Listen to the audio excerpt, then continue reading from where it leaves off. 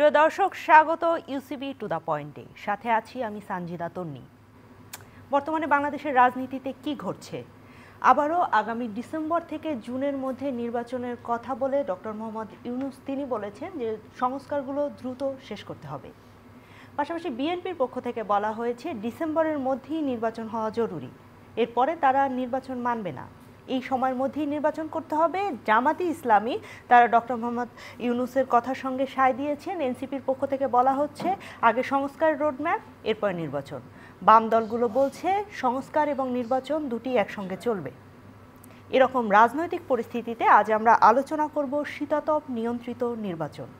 শীতাতপ রুমের মধ্যে বসেই কি সংস্কারগুলো চলছে? সংস্কার কি এগিয়ে যাচ্ছে? এই বিষয়গুলো নিয়ে আলোচনা করার জন্য আজ স্টুডিওতে রয়েছেন অধ্যাপক ডাক্তার মওদুদ হোসেন আলমগীর পাবেল, আহ্বায়ক মিডিয়া সেল, বাংলাদেশ জাতীয়তাবাদী দল বিএনপি। শুভেচ্ছা এবং স্বাগত আপনাকে। জি, আমাদের সঙ্গে আছেন আবু আলম মোহাম্মদ শহীদ খান, সাবেক সচিব, রাজনৈতিক বিশ্লেষক। আপনাকে শুভেচ্ছা এবং স্বাগত। ধন্যবাদ। আমি আপনার কাছে কিছু বিষয় জানতে চাইব। তার আগে মওদুদ হোসেন আলমগীর, আপনার কাছে জানতে চাই, এই যে আমরা নির্বাচন নিয়ে কথা বলছিলাম, সংস্কার নিয়ে কথা বলছিলাম, আজ আমাদের আলোচনার বিষয় শীতাতপ নিয়ন্ত্রিত সংস্কার। বিএনপির ভারপ্রাপ্ত চেয়ারম্যান তারেক রহমান তিনি বলেছেন শীতাতপ নিয়ন্ত্রিত দামি অফিসে বসে অনেকেই সংস্কারের কথা বলে, কিন্তু বাস্তবে কি কি সংস্কার হচ্ছে? আদতে এই বিগত 8 মাসে সংস্কার হলো কি না? এই যে নতুন বছর এলো, গ্রীষ্মের যে তাপদাহ, সেখানে একটু শীতাতপ নিয়ন্ত্রিত রুমে বসে সংস্কার করলেই না হয়, কি সমস্যা তাতে? ধন্যবাদ। চ্যানেলের দর্শক শ্রোতাদের শুভেচ্ছা জানিয়ে আমি আপনার সেই প্রশ্নে রিয়াক্ট করতে চাই। সেটা হলো, দেখবেন খেয়াল করে যে আমাদের ভারপ্রাপ্ত চেয়ারম্যান মহোদয় আজ থেকে 2 দিন আগে কিন্তু এই কথাটি বলেছেন। প্রেক্ষাপটটা বুঝবার চেষ্টা করুন যে বিএনপি রাষ্ট্র কাঠামো মেরামতের 31 দফা একটা কর্মসূচি দিয়েছে আজ থেকে 2 বছর আগে। ঠিক সেই মুহূর্তে যখন বিএনপির শত শত নেতাকর্মী গুম হয়েছেন, খুন হয়েছেন, তাদের প্রায় 1,60,000 কর্মীর বিরুদ্ধে 60 লক্ষের বেশি মামলা রয়েছে দিনের এবং সপ্তাহের বেশিরভাগ সময় যখন তাদের কাটছে আদালতের বারান্দায় ঘুরে ঘুরে, সেই সময় একই সাথে যেখানে স্বৈরাচারের আক্রমণে পর্যুদস্ত হয়ে যাওয়ার কথা একটা রাজনৈতিক দলের, ঠিক সেই জায়গায় রাষ্ট্রের ব্যাপারে তাদের দায়িত্বশীলতার জায়গা থেকে বিএনপি যে 31 দফা কর্মসূচি দিয়েছে সেটার ভেতরে আপনার খেয়াল করে দেখবেন সেখানে কেউ 2বারের বেশি প্রধানমন্ত্রী হবেন না, দ্বিকক্ষ বিশিষ্ট একটা পার্লামেন্টের ধারণা দেওয়া হয়েছে, একটা জাতীয় সরকার গঠনের ধারণার কথা বলা হয়েছে, একটা রেইনবো নেশনের মাধ্যমে একটা পুরো দেশকে একত্রিত করে দেশের অগ্রগতিকে, উন্নয়নকে সামনের দিকে নিয়ে যাওয়ার কথা বলা হয়েছে, যেখানে মিডিয়া কমিশনের কথা বলা হয়েছে, ইলেকশন কমিশনকে পুনর্গঠনের কথা বলা হয়েছে। 31 দফায় অনেক ভালো ভালো কথা বলা হয়েছে, কিন্তু আমার একটু প্রশ্ন যোগ করি, আপনাদের 31 দফায় জনগণ মানবে কেন? সেটি প্রথম প্রশ্ন। দ্বিতীয় প্রশ্ন হচ্ছে যে এই যে সুপারিশগুলো বর্তমান অন্তর্বর্তীকালীন সরকার দিচ্ছে, সেই সুপারিশগুলো কতটুকু কার্যকর? প্রশ্নটা হচ্ছে যে আপনি মানবেন কি মানবেন না, সেই কথা তো আমরা এখানে ঘরে বসে সিদ্ধান্তটা নিতে পারবো না। সেই জায়গার জন্য সবচেয়ে গুরুত্বপূর্ণ হচ্ছে যে বিএনপি একটা ইতিমধ্যে একটা 31 দফার একটা কার্যকর সংস্কার প্রস্তাবনা দিয়েছে 2 বছর আগে। আপনি একটা নতুন একটা জিনিস নিয়ে আসবেন, নাকি আপনি প্রথমত দেখবার চেষ্টা করতে 31 দফা আমার পারপাসটা, আমার যে প্রয়োজন সেটিকে অ্যাড্রেস করতে পারছে কিনা। 31 দফার ভেতরে যদি আপনার কথাগুলো থাকে, তাহলে কি আমরা শুধুমাত্র একটা অহমিকার জন্য বলবো যে আমি 31 দফা মানব না, আমার নতুন করে কথা বলতে হবে? এটা না বলে আমি যদি নিজেকে অ্যাকোমোডেট করতে চাই, যেহেতু বলা হয়েছে যে 31 দফা কোনো ধর্মগ্রন্থ নয়, আপনার যদি মনে হয় যে 31 দফা পূর্ণাঙ্গ নয়, আপনি পরামর্শ দিন, 31 দফাকে সেই জায়গায় পরিবর্তন করবার জন্য আমার দল তৈরি আছে। কিন্তু আপনি আমার 31 দফার দিকে তাকাবেনই না, আপনি নতুন করে একটা প্রস্তাবনা যাবেন। তাহলে আমি যে 2 বছর আগে একটা কার্যকর একটা কর্মপরিকল্পনা দিয়েছি, সেটা নিয়ে আমরা যদি বেসিক পেপার ধরে যদি এগোই, সমস্যাটা করি। এটাতে যদি আমার জাতির প্রয়োজন, দেশের প্রয়োজন মেটে, আমার তরুণ যুবক থেকে শুরু করে আমাদের নারী যারা আছেন, আমার পরিবেশের কথা যদি ওখানে বলি, এবং কর্মসংস্থানের কথা যদি বলি, যুবকের কথা বলি, সবার জন্য কথাগুলো যদি ওই 31 দফায় থাকে, তাহলে ওটাকে আমি একটা গ্রাউন্ড ওয়ার্ক করবার জন্য আমাদের মূল কাজ বা মূল একটা কার্যপত্র ধরে সামনের দিকে এগোতে পারবো না। আমরা সামনের দিকে এগোতে পারবো, নিষেধ নেই কোনো। পরের প্রশ্নটি আমার ছিল যে হিমায়িত রুমে বসে সুপারিশ দিলে তাতে সেই সুপারিশ আসলে কতটা কাজে দেবে? আমি কিন্তু আপনাকে একটা কথা বলবার চেষ্টা করেছি, সেটা হচ্ছে যে ওই উত্তপ্ত পরিবেশটা কিন্তু শীত বা গ্রীষ্মকালের উত্তাপ নয়, এটি হচ্ছে একটা স্বৈরাচারের উত্তাপ। একটা ফ্যাসিস্ট সরকারের উত্তাপকে সহ্য করে বিএনপি মাঠে থেকে কিন্তু ৩১ দফার কথা ভেবে যায় পাশাপাশি যেখানে তার আত্মরক্ষার কাজটাই হওয়ার কথা ছিল প্রাথমিক অগ্রাধিকার, সে জায়গায় তারা কিন্তু একটা রাষ্ট্র কাঠামো, যেটাকে আমরা সবাই বলছি যে এটা ভেঙে চুরে গেছে, সেই উপলব্ধিটা বিএনপির অনেক আগেই হয়েছে। সেই উপলব্ধি থেকে তারা দেশের জন্য দায়িত্বশীল একটা আচরণের জায়গা থেকে এই কর্মপরিকল্পনাটা দিয়েছে। সেটাকে আমি কাজ না ধরে আমি যদি একটা শীতাতপ নিয়ন্ত্রিত বলতে বলছি যে পরিবেশটা শীতাতপ, অর্থাৎ এখন স্বৈরাচার বা ফ্যাসিস্ট আপনাকে কোনো জায়গায় রক্তচক্ষু দেখাচ্ছে না, এই পরিবেশটাকে আপনি শীতাতপ বলুন। আর আমাদের যে পরিবেশটা ছিল ২ বছর আগে, সেটিকে আপনি গ্রীষ্মের সত্যিকারের তাপদাহ বা দাবদাহ যেটা বলতে চান, সেটাকে কিন্তু সেই অর্থে দেখতে হবে। ফলে এখন আপনি যে কথাগুলো বলছেন সেটা যদি আমার ৩১ দফার সাথে খুবই বেশি ভিন্নতা তার যদি না থাকে, তাহলে আমারটা গ্রহণ করে সেটাকে পরিশীলিত আমি করব, নাকি ওটাকে পরিত্যাজ্য বলে আমি নতুন একটা কর্মসূচি নতুন করে করব কিনা, এই বিষয়টি নিয়ে ফিরবো। জনাব আবু আলম মোহাম্মদ শহীদ খান, আপনার কাছে জানতে চাই যে শুধুমাত্র প্রাতিষ্ঠানিক কিংবা কাঠামোগত আমরা পরিবর্তনের কথা বলছি, সংস্কারের কথা বলছি, কিন্তু আমাদের রাজনৈতিক দলগুলোর মধ্যে আমরা তেমন কোনো ধরনের সংস্কার দেখছি না, আমলাদের মধ্যে সংস্কার দেখছি না, সরকারি কর্মচারীদের মধ্যে সংস্কার দেখছি না। আমরা কি বলবো যে ঘুষ বন্ধ হয়ে গেছে, দুর্নীতি বন্ধ হয়ে গেছে বাংলাদেশে, কিংবা যে সংস্কারগুলোর প্রত্যাশা ছিল জুলাই আগস্টের গণ অভ্যুত্থানে, সেই মনস্তাত্ত্বিক সংস্কারগুলো আসলে হচ্ছে কিনা ব্যক্তির মধ্যে, প্রতিষ্ঠানের মধ্যে? না, এখন পর্যন্ত সংস্কার নিয়ে আমরা যা আলাপ আলোচনা করছি তাতে তো অনেকগুলো কমিশন হয়েছে এবং কিছু কিছু কমিশন তো রিপোর্ট দিয়েছে। তো সেই কমিশনের রিপোর্টের ভিত্তিতে আলাপ আলোচনা চলছে। সেই জন্য 5টি কমিশন রিপোর্ট দিয়েছে, আলাপ আলোচনা চলছে। একটা ঐকমত্য কমিশনও করা হয়েছে, তো তারা বসছেন, কথা বলছেন, এবং সকল রাজনৈতিক দলের কাছে একটা প্রশ্নপত্র পাঠানো হয়েছিল। আমার মনে হয় সব রাজনৈতিক দল পরীক্ষা দিয়েছেন অলরেডি, মানে আমার কাছে ওটা পরীক্ষার প্রশ্নপত্র ছিল ওগুলো। তো রাজনৈতিক দলগুলো কিছু বলেনি এই পরীক্ষার প্রশ্নপত্র নিয়ে। আরও প্রত্যাশা করেছিলাম যে তারা এইটার উপরে কথা বলবে, বলেননি। ঠিক আছে, তার মানে হচ্ছে যে রাজনৈতিক দলগুলো কিন্তু অ্যাকোমোডেট করতে চায়, তারা কিন্তু সুযোগ দিচ্ছে এই সরকারকে, ডক্টর ইউনূসের গভর্নমেন্টকে। তো আপনি যেটা বলেন মনস্তত্ত্বের পরিবর্তন খুব একটা লক্ষ্য করছি না। আপনি যদি বলেন ব্যুরোক্রেসি, মানে সিভিল সার্ভিস, পুলিশ সার্ভিস, জুডিশিয়ারিতে একটা পরিবর্তন, কিছু কিছু পরিবর্তন হয়েছে। ওটা হলো বদলি হয়েছে, কাউকে কাউকে বাড়িতে পাঠিয়ে দেওয়া হয়েছে যদি বলি, কাউকে কাউকে ওএসডি করা হয়েছে, কারো কারো চাকরি গিয়েছে, কোথাও কোথাও অনেক পদোন্নতি হয়েছে, প্রমোশন দেওয়া হয়েছে, অনেক পরিবর্তন হয়েছে। কিন্তু সেই পরিবর্তনের মধ্য দিয়ে আপনি যে মনস্তাত্ত্বিক পরিবর্তনের কথা বলছেন সেগুলো খুব একটা দেখা যাচ্ছে না, এবং দেখা যাবেও না, যাওয়ার কোনো কারণ নেই।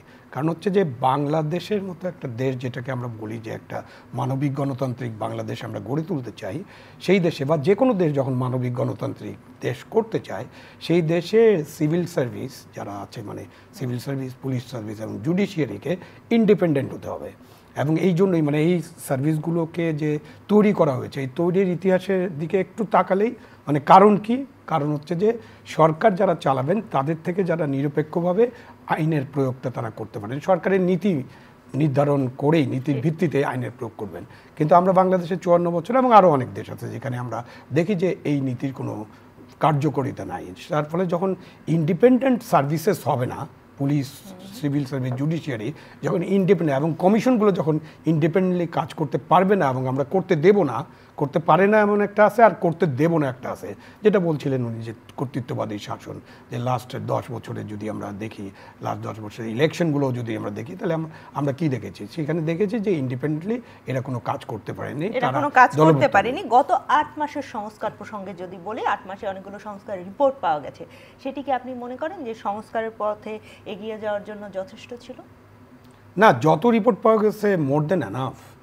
31 দফা তো আছে, ওনারা 2 বছর আগে দিয়েছেন। 31 দফাতে সাথে এই সংস্কারগুলোর বেশ কিছু মিল আছে কোথাও কোথাও। তো এখন ধরেন যে ওকে, 31 দফা ছিল বিএনপি এবং তার সমমনা দলগুলোর।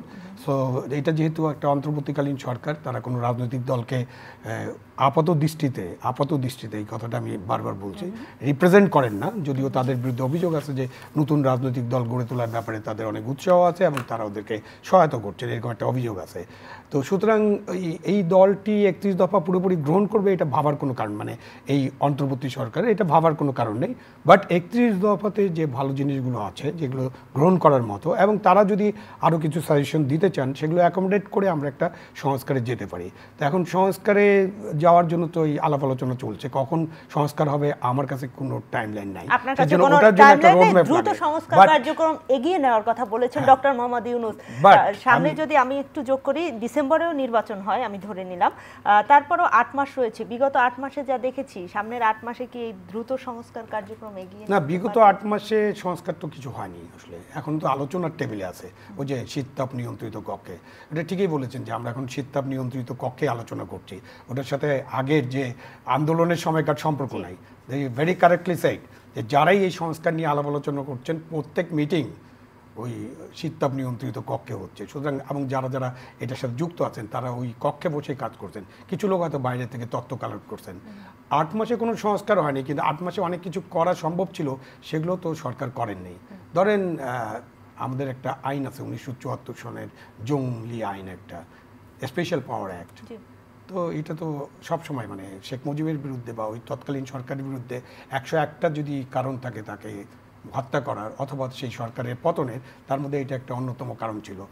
কোনো সরকার তো এটা বাতিল করেনি, তো এই সরকার বাতিল করে না কেন? এটা বাতিল করার জন্য কিন্তু সংস্কার করার কোনো দরকার নেই, কোনো কমিশনের বৈঠক দরকার নেই, জাস্ট একটা স্ট্রোক অফ পেন এই আইনটি জঙ্গলি আইন বাতিল করা হলো। ব্যবহার করেছে, হ্যাঁ, সেই জন্য ব্যবহার করার কারণে মনে করিয়ে দিচ্ছি যে ব্যবহারটা একটু কমে গেছিল, কিন্তু ওনারা ব্যবহার করছেন। আপনি 54 ধারা নিয়ে এই সরকার তো কাজ করতে পারতেন, কাজ করেনি। তারপরে আপনি ডিজিটাল সিকিউরিটি আইন, সেটা বাতিল করার ব্যাপারে কথাবার্তা বলেছেন আইন উপদেষ্টা, কিছু হয়েছে? হয়নি। তো ওনারা কি সংস্কার করবেন? ওনাদের হাতে যা যা ক্ষমতা আছে, ওনারা যা যা করতে পারতেন, ওনাদের যদি সদিচ্ছা থাকতো।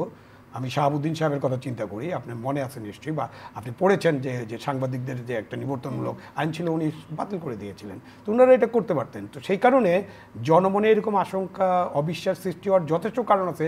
যে কাজগুলো ওনারা করতে পারেন এবং যেগুলো প্রয়োজনীয়, যেগুলো কাজে লাগবে ভবিষ্যতে রাজনৈতিক দলগুলো যাতে এইসব কালাকানুন ব্যবহার না করতে পারে, সেটাই তারা করেন না, তাহলে কিসের সংস্কার করবে? এই বিষয়টি নিয়ে ফিরবো। আপনার কাছে জানতে চাই, আমরা দেখেছি সরকার নাসার সঙ্গে একটা বিষয় চুক্তিবদ্ধ হয়েছে, স্টারলিংকের যাত্রা শুরু হয়েছে বাংলাদেশ। মহাকাশ নিয়ে বিগত সরকারেরও দেখেছি, বর্তমান সরকারেরও দেখেছি খুব চিন্তা, কিন্তু মাটির নিয়ে, মাটি মানুষ নিয়ে সরকারের চিন্তা কতটুকু? কৃষির উন্নতির জন্য কি করা হচ্ছে? বাংলাদেশে কৃষি উৎপাদন কমে গেছে এবং সরকার খাদ্য আমদানির উপর নির্ভর করছে। আজকে আমরা দেখলাম যে সয়াবিন তেলের দাম আবার নতুন করে 14 টাকা বাড়ছে, কি বলবেন? হ্যাঁ, আপনি তো নিজেই বলেছেন কথাগুলো। সেটা হচ্ছে যে শহীদ ভাই একটু আগে বলছিলেন যে সংস্কারের প্রাথমিক যে জায়গাগুলোর জন্য কোনো ঐক্যমতের কোনো প্রয়োজন নেই, যেটা প্রতিষ্ঠিত ঐক্যমত আছে যে মানুষ এটা চায় না। তো সেটার ক্ষেত্রে তাকে কেউ হাত পা বেঁধে দিয়েছে এই কাজগুলো করা যাবে না, আমি করবো না বা করছি না, সদিচ্ছাটা কিন্তু সেখানে। আর আপনি যেটা বলেন এটা অতি গুরুত্বপূর্ণ জায়গা। মানুষের খেটে খাওয়া মানুষের প্রাত্যহিক প্রয়োজনটা হচ্ছে তার জিনিসপত্রের দামটাকে সহনীয় রাখতে হবে। সেই জায়গায় কর্মপরিকল্পনাটা কোথায়? আমরা কিন্তু ওই 31 দফার মধ্যে আপনি বলবেন যে আমি একই বারবার ওখানে ফিরে যাচ্ছি, ওখানে কিন্তু কৃষির ক্ষেত্রে কিন্তু আমরা এই প্রোটেকশনগুলোর কথা বলেছি। আমরা কৃষি পণ্যকে সহজলভ্য করবার জন্য, কৃষির উৎপাদন বাড়াবার জন্য কী করবার দরকার আছে, এখানে কিন্তু পরিকল্পিতভাবে সে কথাগুলো এখন বলা আছে। এই সরকার 8 মাসে অন্তত সূচনাটা করে দেখাতে পারতো যে আমরা করছি।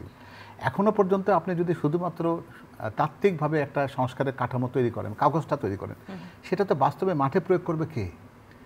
আপনি কি মনে করেন যে এই একটা অন্তর্বর্তীকালীন সরকার, যার ঠিক বলতে গেলে কাঠামোটা শুধুমাত্র গুটি কয়েক আমলার উপরে নির্ভরশীল, যাদের মাঠ পর্যায়ে তাদেরকে রাষ্ট্রপরিকল্পনা বাস্তবায়ন করবার কোনো মেশিনারি নাই, মেকানিজম নেই, তারা এই সংস্কারকে বাস্তবায়ন করতে পারবে নাকি? এই সংস্কার বাস্তবায়ন করবার জন্য প্রকৃতপক্ষে একজন রাজনৈতিক দলের দরকার হবে, যে যাদের বিস্তৃত একটা পরিকল্পনা বাস্তবায়নের তাদের একটা জনশক্তি থাকে, তাদেরকে তারা ব্যবহার করতে পারে।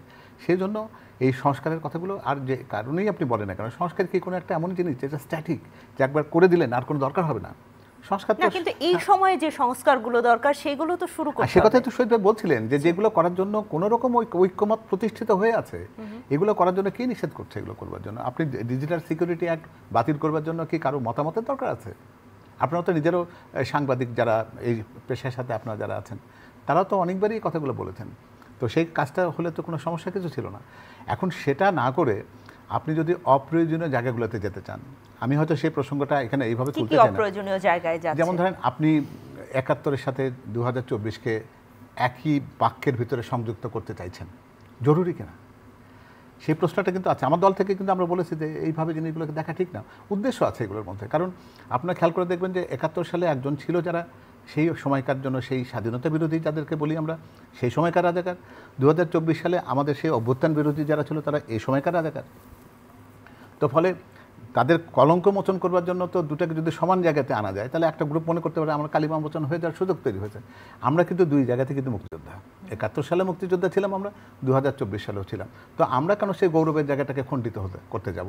একটা দেশ থেকে পৃথক হয়ে আমরা বাংলাদেশ হয়েছি, আর একটা সরকারকে পতন ঘটিয়ে আমরা ফ্যাসিবাদের অবসান ঘটিয়েছি একটা অভ্যুত্থানের মধ্য দিয়ে। দুটোকে আমি এক কাতারে আনবো, একই ব্র্যাকেট বন্দি করব? এই বর্তমান যে সংস্কার প্রস্তাবনা আছে তার প্রিয়াম্বলেমে, তার মুখবন্ধে এই কথাটি লিখবার চেষ্টা হয়েছে এবং বাংলাদেশের নাম পরিবর্তন করা, সংবিধান পরিবর্তন করা, সেই বিষয়গুলো কি এত গুরুত্বপূর্ণ কিনা? ওনারা বলছেন যে প্রজা শব্দটিতে তাদের আপত্তি আছে, গণতন্ত্রী বাংলাদেশ বলতে প্রজাতন্ত্রী কথাটিকে তারা আপত্তি করছেন। প্রশ্নটি হচ্ছে যে অনাবশ্যক একটা জিনিস আমি এই জায়গাতে বিতর্কের জন্য আনবো কিনা, সেটা সময় ক্ষেপণের একটা ক্ষেত্র তৈরি করে ফেলবে, আমাদের মধ্যে বিভক্তি আনবে এবং বিলম্ব হবে। এই বিলম্বিত জায়গাতে যারা ঘোলা মাছে মাছ শিকার করতে চান, অথবা যারা আন্তর্জাতিক পরিমণ্ডল থেকে বাংলাদেশকে যারা খেলছেন, তাদের জন্য যদি আপনি খেলার অধিক্ষেত্র যদি তৈরি করে দিই আমরা আমাদের শুধুমাত্র অপ্রয়োজনীয় কোনো একটা বিষয়ের সাথে সংযুক্ত হয়ে, তাহলে সেটা কি গণতন্ত্রী বাংলাদেশ এটি অপ্রয়োজনীয় মনে করছেন আপনি? যদি প্রজাতন্ত্রী বাংলাদেশ এই ধারণাটির সাথে আমরা বিরোধিতা করতে যাচ্ছি, প্রজা বলতে কি আমরা প্রজা হয়ে গেছি? শব্দটির ভেতর দিয়ে এটাকে রাজা প্রজার বিষয়গুলো মনে করে করা হয়েছিল, তাহলে বলবো কি তাহলে 54 বছর ধরে আমরা ভ্রান্তির মধ্যে বসবাস করছি। শহীদ ভাইদের মতন এত গুরুত্বপূর্ণ মানুষ যারা সরকারের গুরুত্বপূর্ণ জায়গায় ছিলেন, তারা তাদের লিখবার সময় প্রথমেই কিন্তু প্রজাতন্ত্র লেখাটা কমপক্ষে উনি লক্ষ্যবার লিখেছেন। তাহলে ওনার কাছে কি এই প্রশ্নটি কখনো এসেছেন যে উনি প্রজা? তো সুতরাং আমি এই কথাটি বলবো কিনা, অপ্রয়োজনীয় বিষয়টা কিন্তু আপনি নিজের জায়গা থেকে ঠিক করতে পারেন। তার চেয়ে অতি গুরুত্বপূর্ণ জিনিস হচ্ছে আপনি এই মুহূর্তের জন্য যে কাজগুলো আমরা তাড়াতাড়ি করতে পারতাম, আপনি আপনার মানুষের যে মৌলিক যে অধিকারের জায়গাগুলো আছে সেটাকে প্রতিষ্ঠিত করবার চেষ্টা করি। আমরা আমাদের কৃষি উৎপাদন বাড়াবার জন্য যে নীতিগুলো নেওয়া দরকার সেটির জায়গাতে আমরা যাওয়ার চেষ্টা করি। আমরা আমাদের জ্বালানিকে সংরক্ষণ করবার চেষ্টা করি। আপনি জানেন যে এই মুহূর্তে একটা বিরাট বড় সমস্যা, এটা আমাদের পানি সম্পদের সমস্যা রয়েছে, আমাদের আন্তর্জাতিক পর্যায়ে বেশ কিছু সমস্যা রয়েছে। আপনি স্টার্লিংক আর নাসার কথা বলছিলেন, আমি যাই হোক এই আলোচনায় ঢুকতে চাই না। মানে যে কোনো একটা উপস্থাপনার ক্ষেত্রে একজনের চৌকস একটা উপস্থাপনা থাকতেই পারে, কিন্তু সেই উপস্থাপনার ভেতরে আমি যদি বলতে চাই যে আপনারা দয়া করে কি আমাদের 180 মিলিয়ন জনসংখ্যা এটা না মনে করে আমার সাথে দেখবেন যে 7 সিস্টার্স এটাও কিন্তু আমার বাণিজ্যের অধিক্ষেত্র, নেপাল ভুটান আমার বাণিজ্যের অধিক্ষেত্র, এই কথা বলার পর দিন থেকে দেখলেন আপনার ট্রান্সশিপমেন্ট বন্ধ করে দিয়েছে। অর্থাৎ খুব একটা শুধুমাত্র আমার চৌকস উপস্থাপনাটা দেখাবার জন্য আমি এমন কোনো কথা বলবো কিনা যেটা অপ্রয়োজনীয়। আপনি ক্ষেত্র তৈরি করে তারপরে বলুন যে হ্যাঁ ঠিক আছে এগুলো আমরা পরবর্তী পর্যায়ে করতে পারি।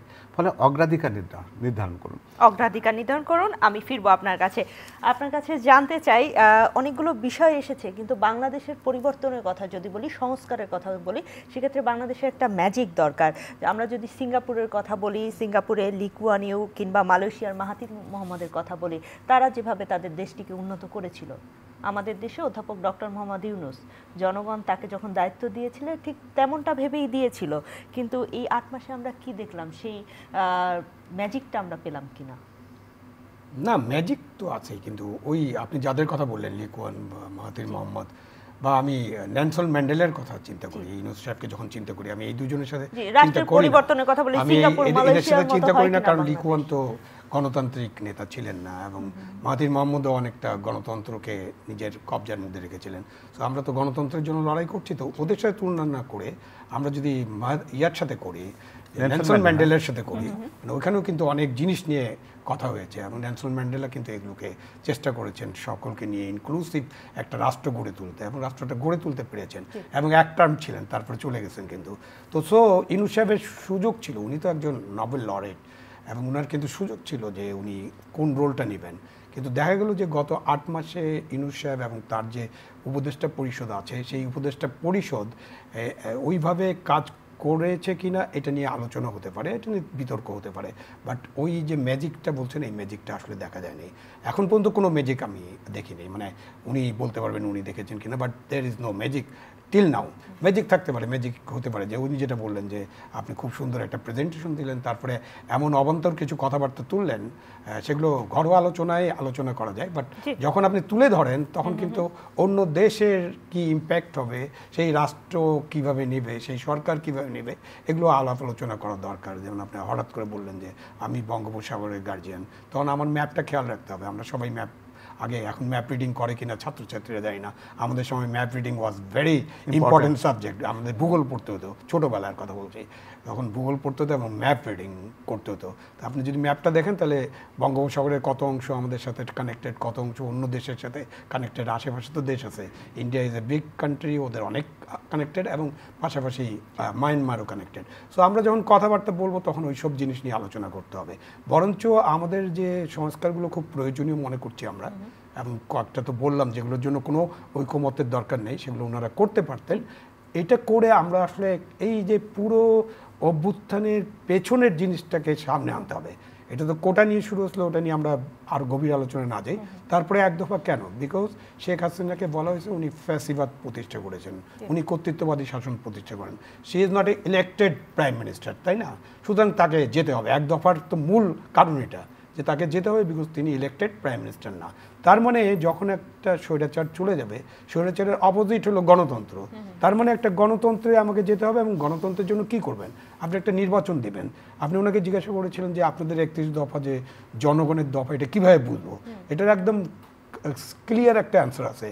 আপনি ভোট দেন, ভোটে যদি বিএনপিতে 31 দফা নিয়ে সামনে যাবে তার জোট বা সমমনা দল, তখন যদি জনগণ তাদেরকে ভোটে নির্বাচিত করেন তখন তারা ম্যান্ডেট পেয়ে যাবেন। তো ভোট না হওয়া পর্যন্ত আমি তো বলতে পারছি না যে কার পক্ষে জনগণ আছে। তো এটার জন্য ডক্টর ইউনূস সাহেব এবং তার সহকর্মীরা যদি এতই পপুলার হন, ওনারা রাজনৈতিক দল করতে পারেন। যে 5 বছরের কথা হচ্ছে, কেউ বলেন 17 বছর, লাল গোলাপ খেতাও আমাদের একজন সম্পাদক ছিলেন, তিনি দেশে ফিরেছেন, 17 বছর রাখতে চান। তো 5 বছর 17 বছর তো এইভাবে রাখা যায় না। সো আপনি যদি বেশি পপুলার হন, মনে করেন যে না আপনাদেরকে জনগণ চায়, বিএনপিকে চায় না, অথবা অন্য আরেকটা দলকে চায় না, এবিসিডি কাউকে চায় না, সো আপনারা দল করেন। আপনারা এটা মানে আপনাদের দায়িত্বটা, একটা তত্ত্বাবধায়ক সরকার যেহেতু উচ্চ আদালত এটা অলরেডি একটা রায় দিয়েছে, ওই রায়টা বাস্তবায়ন করে তত্ত্বাবধায়ক সরকারের কাছে দিয়ে ডক্টর ইউনূস সাহেব এবং তার যারা সঙ্গে আছেন, যারা মনে করেন যে তারা খুব পপুলার এবং তাদের যে পার্টি আছে যাদেরকে তারা সাপোর্ট করতে চান, তারা সবাই নির্বাচনে আসেন না। আমরা নির্বাচনে দেখি যে জনগণ কাকে নির্বাচিত করবে। আমি একদম পরিষ্কারভাবে একজন নাগরিক হিসেবে মনে করি নির্বাচনে জনগণ যাদেরকে নির্বাচিত করবে তারাই দায়িত্ব পালন করবে। সেটা যদি জামাতে ইসলাম হয় আমি কোনো অসুবিধা দেখি না, সেটা যদি হিজবুত তাহ্রীর হয়, যদিও তারা নিষিদ্ধ দল, যদি তাদেরকে অ্যালাউ করা হয় বা অন্য কোনো আপনি মনে করেন নির্বাচনের পরে যে রাজনৈতিক দল ক্ষমতা আসবে তারাই দায়িত্বটি পালন করবে। এবং সেখানে হলো যে কতগুলো শর্ত আছে, ওনারা যে শর্ত, এই কথাগুলো নিয়ে আমি ফিরবো। আপনার কাছে জানতে চাই, নতুন একটি রাজনৈতিক দল এনসিপি, তারা নির্বাচন এবং সংস্কার প্রশ্নে বলছে যে ডিসেম্বর বা জুনে যে সময়ই নির্বাচন হোক না কেন তার আগে সকল সংস্কার সম্পন্ন করতে হবে। তারা আরও যুক্ত করেছেন যে সংস্কারের জন্য কিছু রাজনৈতিক দল চাপ দিচ্ছেন এবং ডক্টর মোহাম্মদ ইউনূস তাদের চাপই তাড়াহুড়া করছে নির্বাচনের জন্য। তারা সভাপতি বিএনপির কথাই বলছে, মানে এবং ডক্টর মোহাম্মদ ইউনূস যে নির্বাচনের কথা বলছে তাতেও তারা খুশি নয়। এনসিপি এখনও রাজনৈতিক দল হিসাবে আত্মপ্রকাশ করেছে কিংবা মাঠে কতটুকু রয়েছে? আপনি খেয়াল করে দেখবেন যে এনসিপির আবির্ভাব হবার অনেক আগেই কিন্তু আমাদের ভারপ্রাপ্ত চেয়ারম্যান যখন অগাস্ট পরবর্তী অভ্যুত্থান পরবর্তী প্রথম যে পাবলিক অ্যাড্রেসটি করেছেন, তখন তিনি কিন্তু বলেছেন যে কোনো রাজনৈতিক দলকে আমরা স্বাগত জানাবো। এটা খুব স্বাভাবিক, এটার ক্ষেত্রে আমাদের বিরোধিতার কোনো জায়গা নেই। কিন্তু আবার ঘুরে ফিরে একই কথাই বলি, সংস্কার কি শেষ করা যাবে? আপনি নিজে বিশ্বাস করেন যে সংস্কার শেষ? আপনার বাড়িতে যদি কোনো কারণে কোনো মেরামতির কাজ লাগে, একবার করলে সারা জীবন আর কিছু করতে হবে না। সংস্কার তো একটা চলমান প্রক্রিয়া। দেশের প্রয়োজনে আজকে যেটি আপনার চোখের সামনে আসছে না, 5 বছর পরে সেটা যখন সামনে আসবে তখন সেই পরিবর্তনটা আপনি করবেন, সেটি সংস্কার। আপনি একদিন হয়তো দেখা যাবে যে আমরা সত্যি সত্যি ইলেকশনে ভোট দেওয়ার জন্য আমাদের কাউকে হয়তো বাসা থেকে যেতে হবে না, পদ্ধতিটা এমন একটা তৈরি। তাহলে আমি প্রশ্নটি আরেকটু সহজ করি, নির্বাচনের রূপরেখা আগে দরকার নাকি সংস্কারের রূপরেখা আগে দরকার? আপনার নির্বাচনের রূপরেখা দিলে সমস্যাটা কোথায়? আপনারা তো বলছেনই যে আপনি সংস্কার একটা জায়গা পর্যন্ত আপনারা করতে চান, সেই জায়গাতে ঐক্যমত্যের কথা হয়েছে। বিএনপি তো ছাত্রের মতো, উনি যেটা বলছিলেন আমাদেরকে স্প্রেডশিট আনসার দেওয়ার জন্য বলা হয়েছে, সেখানে উত্তরের জায়গায় লেখা আছে হ্যাঁ কি না, একমত কি একমত নয়। আপনাকে যদি আমি একটা প্রশ্ন যদি করার জন্য করি, যে শহীদ ভাইকে যদি বলি, শহীদ ভাই আপনাকে চুরি করা ছেড়ে দিয়েছেন, তা আপনি হ্যাঁ বা না বলুন, আপনি ওটাতে কি বলবেন আমি জানি না। তো এইরকম করে কি রাজনৈতিক বা কোনো একটা সংস্কারের প্রস্তাবনার ক্ষেত্রে আপনি যদি দেখেন, আমি দেখাতে পারি, ওগুলো আমার কাছে আছে, সেগুলোতে এইরকম করে উত্তর চাওয়া হয়েছে। সেই জায়গায় বিএনপি যদি বলে যে আলোচনার প্রয়োজন, তাহলে আপনি বলবেন যে সংস্কার মানলাম না। কিন্তু অদ্ভুত কথা, আপনাকে একটা কথা বলতে হবে, নির্বাচন যে কথাটি উনি বলছেন, যে অনেকে বলেন জরিপ করে দেখা গেছে যে ওনার জনপ্রিয়তার কোনো সমস্যা নেই। আপনি ছোট ছোট জরিপ করছেন কেন? সবচেয়ে বড় জরিপ তো নির্বাচন। ও চাইতে বড় জরিপ তারা হতে পারে না। আর যারা নিজেরা মনে করছেন যে তাকে সামনে এনে আমার দেশের জন্য স্থায়ী ব্যবস্থাপনাটা করতে চান, চমৎকার, একটা রাজনৈতিক দল উনি হয় গঠন করুক, না কোনো একটা রাজনৈতিক দলে উনি যোগ দিয়ে নির্বাচন হোক। আপনার কাছ থেকে আমি একটু সময় চেয়ে নিচ্ছি। প্রিয় দর্শক, ইউসিবি টু দ্য পয়েন্টে আমরা এখন অনলাইনে আছি। আপনারা অনলাইনে আমাদের সঙ্গে যুক্ত থাকুন এবং বিশ্বের যে কোনো প্রান্ত থেকে আমাদের অনুষ্ঠানটি উপভোগ করতে পারেন। জি, আপনি সংস্কার নির্বাচন নিয়ে বলছিলেন। হ্যাঁ, সেটাই বলছি যে যদি মনে হয় যে না সত্যিকার অর্থে উনি তার জনপ্রিয়তা রয়েছে, সংস্কার করার সক্ষমতা রয়েছে, আপনার ব্যক্তির কাছে আসেন কেন? একটা ব্যক্তিকে একটা দেশ চালায়, উনি তো সরকারে ছিলেন, উনি খুব ভালো করে জানেন এটি। আপনি একটা ব্যক্তিকে এমন একটা জায়গাতে নিচ্ছেন যে ওই ব্যক্তিটি ঠিক থাকলে সরকার বা দেশ রাষ্ট্র পরিচালনায় কোনো সমস্যা হবে না। তাই সেটা যদি মনেই হয় সেরকম, তাহলে উনি একটা রাজনৈতিক দল গঠন করতে পারেন বা কোনো একটা রাজনৈতিক দলে যোগ দিতে পারেন, জনগণের কাছে যেতে পারেন। বলছেন যে নতুন যে রাজনৈতিক দলটি হয়েছে সেটা বর্তমান সরকারের আশীর্বাদ পুষ্ট, এটা না বলার তো কোনো যুক্তিসঙ্গত কারণ নেই। আপনি তো জানেন দেশ এই নতুন দলে যিনি প্রধান হয়েছেন তিনি কয়েকদিন আগে একটা সরকারের অংশ ছিলেন, এমনকি তার বন্ধু বান্ধব, তার ছোট ভাইরা যাদেরকে বলেন তারা এখনো প্রধান সরকারে রয়ে গেছেন। তো ফলে এবং এই দলটি গঠন হওয়ার সাথে সাথে প্রধান উপদেষ্টা তাদেরকে আশীর্বাদ দিয়েছেন, তাদের শুভকামনা করেছেন। তার পাশে বসে থেকে ওনার প্রেস সচিব যিনি ছিলেন তিনি বলেছেন যে ভবিষ্যতের প্রধানমন্ত্রী দেখতে পাচ্ছি। কোনো কিছু বলা তো বাকি নেই এই জায়গাতে, সমস্ত কিছু ফোরকাস্ট করা হয়ে গেছে। তারপরেও বলছি হ্যাঁ ঠিক আছে, আমরা সব কিছু মেনে নিচ্ছি। বিএনপির তো সহনশীলতা আছে, আপনারা জানেন, আমরা সবগুলো কথার প্রতিবাদ করি না। কারণ এই জন্য করি না যে জনগণের উপর আমাদের আস্থা আছে। আপনারা যদি মনে করেন যে তাদের জনপ্রিয়তা আছে, নির্বাচনে আসুন, সর্বশ্রেষ্ঠ জরিপ, বিশ্বাসযোগ্য জরিপ, সেই জরিপে অংশগ্রহণ করুন। জনগণ যদি তাদেরকে চান, নিশ্চয়ই তাদেরকে আমরা মেনে নেব, এক্ষেত্রে তো কোনো সমস্যার কিছু নেই। কিন্তু তার মানেই না যে আপনি এই সংস্কারের নাম করে এই নির্বাচনটাকে অনিশ্চয়তার দিকে ঠেলে দেবেন। আমরা সংস্কার হবে, অথবা কদিন আগে বলেন যে বিচার কার্য শেষ না হওয়া পর্যন্ত হবে না। বিচার কার্য বলতে আপনি কী বোঝাচ্ছেন? সর্বশেষ বিচার তো উচ্চ আদালতের রিভিউ পর্যন্ত হয়, তাহলে সেটার জন্য যদি এরকম 10 বছর পর্যন্ত অপেক্ষা করতে হয়, তো সেটা যদি অন্তর্নিহিত উদ্দেশ্য কারো থাকে যে আমার পড়াশোনা এখন ভালো হয়নি, আমি পরীক্ষা এখন দেবো না, আমার প্রিপারেশনটা ভালো হোক, আমার দলগুলো ভালো করে গোছানো হোক, আমার যখন পুরো মাঠ পর্যায়ে যখন সব কিছু তৈরি হয়ে যাবে তখন আমি আমার পরীক্ষাটা দেবো, এটি হচ্ছে একটা সঠতা। রাজনীতিতে এই সঠতার চেষ্টা অনেকেই করে, কিন্তু শেষ পর্যন্ত হয় কি জানেন, এটা পারস্পরিক একটা অবিশ্বাস তৈরি হয়। তিনটি নির্বাচন গেছে, যে মানুষটির বয়স 14 সালে যখন তার বয়স 18 ছিল, এখন সে 36 ছুঁই। আপনি তাকে ভোট কেন্দ্রে যাওয়ার সুযোগটি করে দেননি। এইরকম কথা না বলে আমরা বরং বলি যে মানুষের অধিকারের কথার কাছে যেটি মানে সার্বজনীন চাওয়া প্রত্যাশা, সেটি মেনে নিতে সমস্যা তো কিছু নেই। এবং এই যে কথাটি বললাম আমরা, 8 মাসে যতটুকু হওয়ার কথা ছিল ততটুকু যদি না হয়, সামনের দিকে কেউ বেশি আশাবাদী হওয়ার কোনো কারণ আছে? হলেই বা ঐক্যমত্য কমিশনে একটা কাগজ তৈরি করবেন, ডকুমেন্ট তৈরি করবেন, সবাই সেটাতে স্বাক্ষর করবে, অথবা তারা সংস্কারের একটা ধারণাপত্র তৈরি করবেন। বাস্তবায়ন করবে কে? আপনি যদি একটা নির্বাচিত সংসদ না পান, এটা সংবিধানে কেই বা সংযুক্ত করবে? এই পরিবর্তনগুলো ঘটাবে কে? আপনি যত কথাই বলেন না কেন, দিন শেষে নির্বাচনের মাধ্যমে একটা নির্বাচিত সংসদ ছাড়া এগুলো কোনো কিছু বাস্তবায়ন করা যাবে না, এটা দিবালকের মতন স্পষ্ট। ফলে এখানে বিভ্রান্তি ছড়িয়ে যারা অন্যদিকে জিনিসটাকে নিয়ে যেতে চায়, তাদের উদ্দেশ্যকে সৎ বলবার কোনো কারণ। আপনি বিভ্রান্ত ছড়িয়ে অন্যদিকে নিয়ে যাওয়ার কথা বলছেন, নিশ্চয়ই নির্বাচন বিলম্বিত করার কথাই বলছেন আপনি। ডিসেম্বরে যদি নির্বাচন না হয় তাহলে বিএনপি মানবে না, জুনে নির্বাচন হলে বা আরো আগে পরে হলে, ব্যাপারটি কেমন হলো? তাহলে আমি আপনাকে ছোট্ট একটা ফেসবুক পোস্টের কথা বলি। আমাদের যেটা প্রধান উপদেষ্টার একটা ভেরিফাইড একটা ফেসবুক পোস্ট আছে আর কি, দেখবেন খেয়াল করে, আজ থেকে 3-4 দিন আগে ওনার যে প্রথম প্রেস রিলিজ যেটা ওখানে যেটা এসেছিল, সেটাতে লেখা আছে যে উনি ঐক্যমত্য কমিশনের 2জন গুরুত্বপূর্ণ ব্যক্তি তার সঙ্গে দেখা করতে গেছিল, ঐক্যমত্য কমিশনের সদস্য সচিব সহ। সেখানে তিনি বলেছেন আগামী ডিসেম্বরের মধ্যে নির্বাচন অনুষ্ঠানের লক্ষ্যে দ্রুততার সাথে সকল সংস্কার সম্পন্ন করতে বলেছেন। 1 ঘন্টা পরে দেখা গেল যে ওই ডিসেম্বর শব্দটির সাথে লেখা হলো ডিসেম্বর থেকে জুন। তার মানে কি? আমি কি ধরে নেব যে আমাদের প্রধান উপদেষ্টার কার্যালয় এতটাই অদক্ষ যে তারা শব্দগত ভুল করেছেন? এটা কিন্তু শব্দগত ভুল না, এটা সময়গত ভুল। এটা কিন্তু এত গুরুত্বহীন বলে ভাবা যাবে না। উনি সরকারের উচ্চপদস্থ আমলা ছিলেন, উনি জানেন যে একটা কথার ইমপ্লিকেশন কতটা। আপনি ডিসেম্বর থেকে জুনে কথাটিকে যুক্ত করলেন, এটা হচ্ছে আপনার একটা নৈতিকতার জায়গাতে আপনার অবস্থানের পরিবর্তন। অর্থাৎ আপনি ডিসেম্বরে ছিলেন স্ট্রিক, কোনো ব্যক্তিবর্গ তারা চাপ দিয়ে বলেছে এটা বলা যাবে না, আপনি এটা পরিবর্তন করুন। এই চাপের কাছে ডক্টর ইউনূস নথি স্বীকার করেছেন, আমি এটা একেবারে অন রেকর্ড বলছি, যার ফলে উনি এখানে ডিসেম্বর থেকে জুন লিখতে বাধ্য হয়েছেন। ডিসেম্বর থেকে জুন লিখতে বাধ্য হয়েছেন।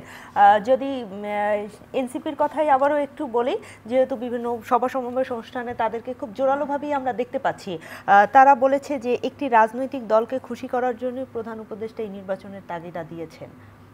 কি মন্তব্য আপনার? না, এনসিপি কি বলেছে এটার উপর মন্তব্য করার প্রয়োজন মনে করছি না, কারণ এনসিপি একটা দল, তারা এরকম মনে করতে পারে, বাট আমি মনে করি না যে ডক্টর ইউনূস কাউকে খুশি করার জন্য এরকম বলেছেন। সুতরাং কিছুটা বিভ্রান্তি হয়, যেটা উনি বললেন, উল্লেখ করলেন যে ডক্টর ইউনূস কিন্তু বলছিলেন যে ডিসেম্বরের মধ্যে কিছু সংস্কার হলে ডিসেম্বরের মধ্যে, ওই কিছু সংস্কার নিয়ে এখন আমরা কিন্তু কিছুই জানি না। সেটা একটা সমস্যা। আপনি বলছিলেন যে সংস্কার হওয়ার কি সম্ভাবনা দেখায়, ওই যে কিছু সংস্কার হলে ডিসেম্বরের নির্বাচন, ওটাই এখনো আমরা জানি না যে ওই কিছু সংস্কার কি। আর আরেকটু বেশি সংস্কার হলে আমরা জুলাইতে নির্বাচন। জুলাইয়ের ব্যাপারে অনেক কথাবার্তা হয়েছিল যে জুলাইয়ের যে সিজনটা, এটা আমাদের দেশে নির্বাচনের জন্য উপযোগী সিজন না।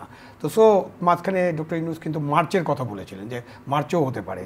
তো এই যে ডক্টর ইউনূস সাহেব তার মনের থেকে যে কথাগুলো বলেন, সেগুলো যে মাঝে মাঝে পরিবর্তন হয়ে যায় এবং অন্যরা যে অন্যরকম ব্যাখ্যা দেয়, এবং এনসিপি নামে যে নতুন দল আছে তারা তো অনেক কিছুই বলতে পারেন, তারা তাদের দাবি দাওয়া তুলতে পারেন, বিচারের আগে নির্বাচন হবে না, ওটা তো সম্ভবই না। কেন, ওটা যা যিনি বলেছেন তিনি আসলে বিচার প্রক্রিয়া সম্পর্কে তার জ্ঞাত কতটুকু আছেন এটা নিয়ে কেউ প্রশ্ন করতে পারে, কেননা এই বিচারিক প্রক্রিয়া 10 থেকে 20 বছর পর্যন্ত চলতে থাকবে। এবং আমরা দেখেছি, আমাদের সামনেই তো ঘটেছে, জেনারেল এরশাদ সাহেবের বিচার হয়েছে না, অনেকের বিচার হয়েছে, এবং বিচার থেকে এখন খালাসও পেয়ে যাচ্ছেন অনেকে, তাই না?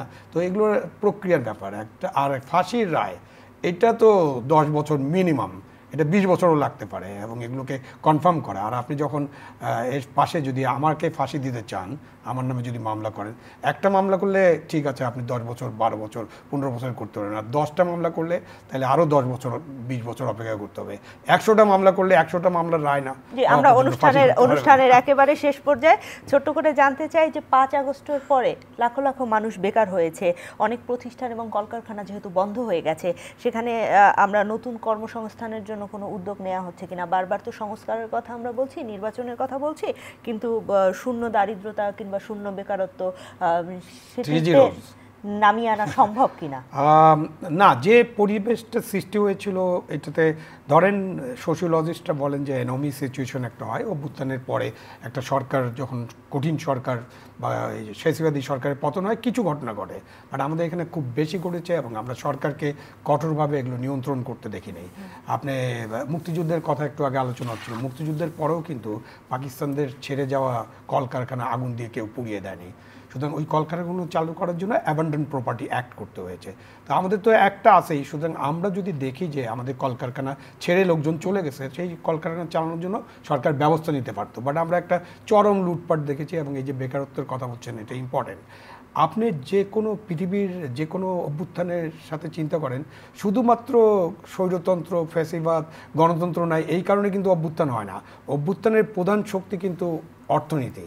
আপনি যেখানেই দেখবেন অর্থনৈতিক সমস্যা, যেখানে দেখবেন বেকারত্ব, যেখানে দেখবেন জিনিসপত্রের দাম বেশি এবং লাইন হয়ে যাচ্ছে, এমনকি সোভিয়েত ইউনিয়নের মতো দেশে যখন রুটির লাইন হয়েছিল তখন কিন্তু ব্রেজনেভ ক্ষমতা দখল করে ফেলেছিল।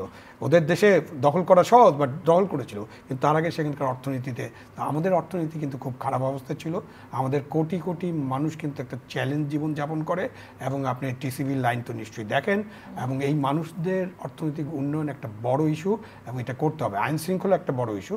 এই দুটো জিনিস যদি ঠিকঠাক না করতে পারে, তাহলে সরকারের সংস্কার বলেন, নির্বাচন বলেন, সব কিছু কিন্তু মুখ থুবড়ে পড়বে। এবং নির্বাচন যদি ঠিক সময় মতো আমরা করতে না পারি, মানে এই ডিসেম্বর বা মার্চ বা জুলাই যেটাই বলেন ওনারা, এই সময়ের মধ্যে একটা নির্বাচন করে আমরা দায়িত্ব যদি নির্বাচিত সরকারের কাছে না দিতে পারি, তাহলে কিন্তু আমাদের জাতির জন্য আরও দুর্ভোগ অপেক্ষা করছে। অসংখ্য ধন্যবাদ। একেবারে অনুষ্ঠানের শেষ পর্যায়ে মওদুদ আলমগীর, আপনার কাছে জানতে চাই, যদি ডিসেম্বরে নির্বাচন না হয়, তাহলে যারা শীতাতপ নিয়ন্ত্রিত রুমে বসে সংস্কার করছে, আপনারা কি তার বিপক্ষে মাঠে নামবেন কিনা? দেখুন, এটা একটা পরিপূর্ণভাবে একটা তাত্ত্বিক প্রশ্ন। আমি শহীদ ভাইয়ের কথাতে ফেরত যেতে চাই। দেখবেন একটা জরুরি প্রয়োজন হচ্ছে আমাদের একটা নির্বাচিত সরকার। কারণ আপনি বিদেশি বিনিয়োগ এখন পাবেন না, কারণ একটা অনিশ্চিত সরকারের সাথে বিদেশি বিনিয়োগ করতে কেই বা আসতে চাইবে, খুব স্বাভাবিক। এটা কর্মসংস্থানের সুযোগকে সীমিত হয়ে যাচ্ছে, টিসিবির লাইন বাড়ছে।